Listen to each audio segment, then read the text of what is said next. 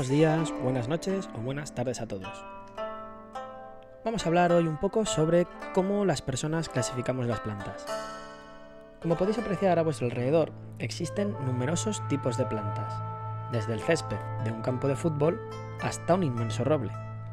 El ser humano siempre ha tenido un afán por tenerlo todo clasificado, y con las plantas no íbamos a hacer una excepción. Además de raíces, tallo o tronco y hojas, muchas plantas también tienen flores, frutos y semillas. Gracias a estos órganos, las plantas pueden reproducirse y en función de ellos las vamos a clasificar.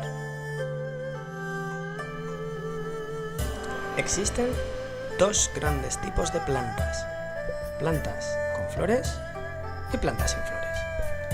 Las plantas con flores se reproducen a través de semillas, algunas de las cuales nos comemos, como por ejemplo las pipas. Si estas semillas se encuentran dentro de un fruto, como puede ser una manzana o un aguacate, decimos que las plantas son angiospermas.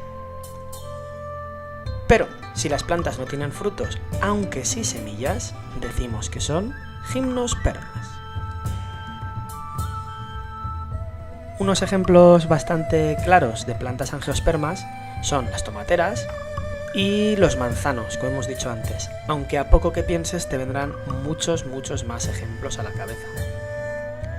Como hemos dicho antes, si las plantas no tienen frutos, pero sí semillas, decimos que son gimnospermas.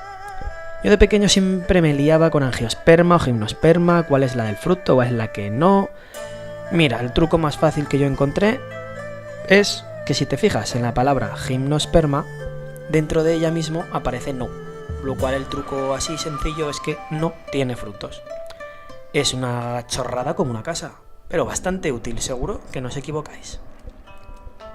Ejemplos de gimnospermas: los pinos, por ejemplo, y los abetos, y el ginkgo biloba. ¿Por qué he puesto el ginkgo biloba? Pues porque me gusta mucho. Si os queréis informar sobre él, ya veréis qué interesante es. Un error bastante común es creer que las piñas son los frutos de los pinos. Y las piñas simplemente son el continente, el órgano que guarda las semillas. Porque pensad, los frutos, las frutas, se comen, son comestibles. ¿Y habéis probado alguna vez a meteros una piña a la boca? Os reto a hacerlo. Volviendo al tema de las plantas, hemos observado que de las flores salen las semillas. Entonces, ¿cómo narices se reproducen las plantas que no tienen flores?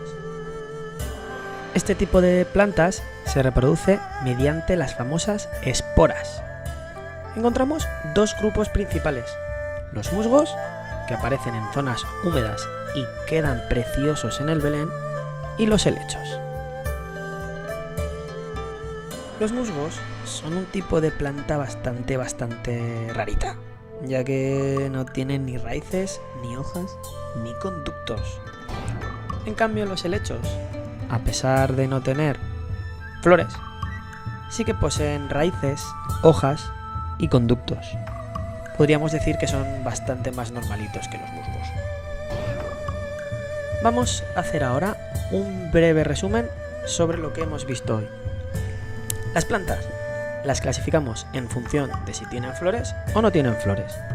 Las plantas con flores se reproducen a través de semillas.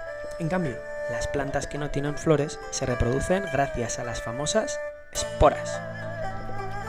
Hay dos tipos de plantas con flores: las angiospermas, como el árbol del aguacate, que tiene la semilla dentro del fruto, y las gimnospermas, como son los pinos y los abetos, los cuales no tienen frutos.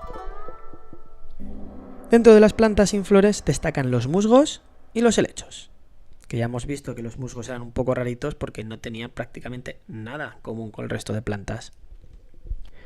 Bueno, chicos, como premio por haber aguantado hasta aquí, os regalo un chiste de los buenos. ¿Sabéis cuál es el colmo de un jardinero?